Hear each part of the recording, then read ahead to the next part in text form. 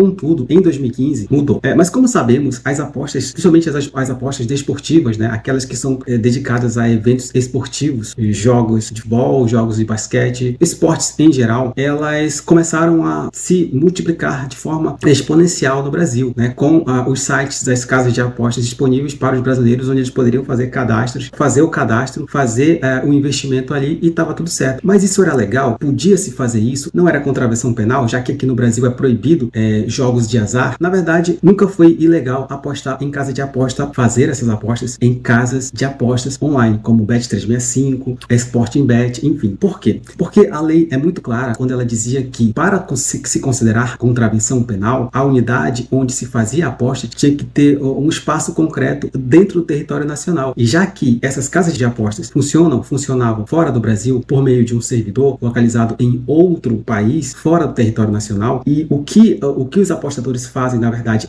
seria mandar um comando para que essas casas de apostas, as casas de apostas, então fariam investimento e só depois haveria o retorno. Isso não é ilegal, porque foge às características dos requisitos da lei. Por isso, a lei de contravenções penais não alcançava esse tipo de apostador. Contudo, em 2015, foi acrescentado o parágrafo 2º na lei de contravenções penais, que dizia o seguinte: incorre na pena de multa de R$ 2.000 a R$ 200.000 quem é encontrado a participar do jogo, ainda que pela internet ou por qualquer outro meio de comunicação. É meio constrangedor até ler isso, porque o tanto de pessoas que faziam apostas online antes de 2018 era absurdamente grande. Então não fazia muito sentido, primeiro, transformar esse tipo de conduta em contravenção ou mesmo crime. O legislador entendeu por colocar somente uma multa aqui. Então a conclusão não era crime apostar em jogos de azar de forma online, porque a legislação não abarcava esse tipo de conduta. Primeiro, por não estar em território nacional, e segundo, por não ser a pessoa que fazia a aposta diretamente, mas sim por meio de uma intermediadora, que era a casa de aposta sediada em outro país, geralmente ali no Caribe, nas Ilhas Maldivas, ou mesmo nas casas de apostas